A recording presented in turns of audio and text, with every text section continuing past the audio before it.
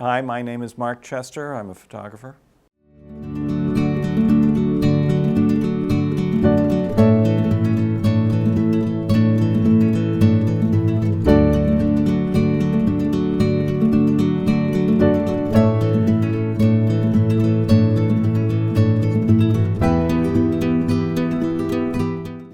Well, these are photographs of people who are foreign-born and they live in Massachusetts and they have become naturalized citizens. And I have met them either at their ceremony in Faneuil Hall or the JFK Museum or elsewhere, or people gave me their reference names. Massachusetts is kind of a mini United Nations, and I've been photographing people from each country as I meet them. The intention was to make it a book, and the exhibitions are traveling throughout Massachusetts in libraries, art centers, and public spaces. And yes, it will be a book that will be given away to schools and libraries and the participants themselves, and we're raising funds to print 3,500 copies. The photograph of this family here that was taken at Sturbridge Village. Every year, Sturbridge Village has at July 4th, they have a ceremony, a naturalization ceremony. And it was this fellow here that was getting his naturalization. His sister got it before, but his parents did not. And I was looking for somebody from Kazakhstan, and he was born in Kazakhstan. And so they were all together, and then I looked around. I only had around 10 minutes to find a backdrop, and there was this wood pile, and it just struck me as an interesting backdrop. So that's one of my favorite pictures. Photograph is kind of, what is the photograph? What is the photo? I mean, we see a lot of things, but what is the focus of, why are you taking the photograph? So understand, what is it that you're taking?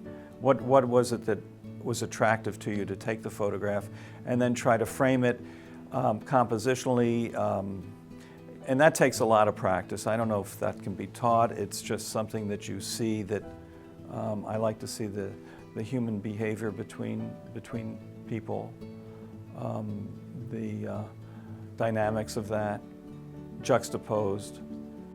I've been a photographer for almost 40 years, 45 years, I would say. I think one of the first, which was wonderful, was photographing Charles Kuralt's essays for his book, Dateline America. And I was given his essays. They were about 500 words, and I had to kind of interpret them visually and find a photograph that complemented the tone of his essays. So that was a challenge, and that was one of my first projects, and that was in 1978, I would say. Well, I always had a a wanderlust, and I enjoyed going to places I have never been, and I was just curious about what was outside of my radius, so to speak. And to me, learning about it was taking a camera or a notepad. And later I developed writing as a complement to the photographs, because editors were more interested in text than photography. So I took a writing class, and I began writing my stories with my travel photographs. So one of the first stories that I did was Tibetans in Switzerland. I was in Switzerland with a travel writer. We had gone to Zermatt, and then in Zurich, I met with the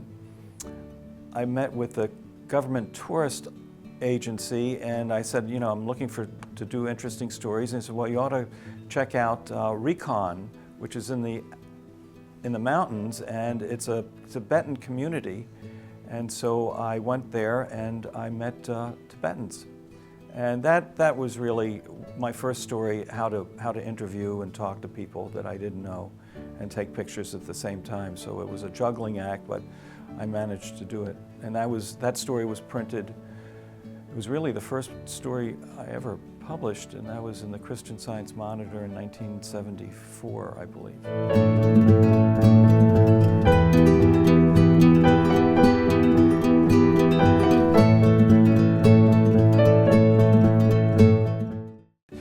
for me, photography is all about seeing, and that's what photography really is. It's just knowing how to use the vehicle that you're using to translate what you see as a photograph.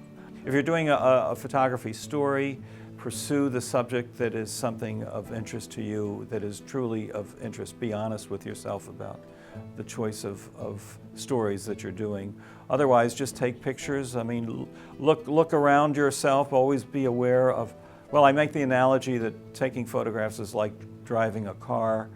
You are always aware of what's in front of you, what's behind you, and what's on the side of you through the mirror. So just be aware of your surroundings always.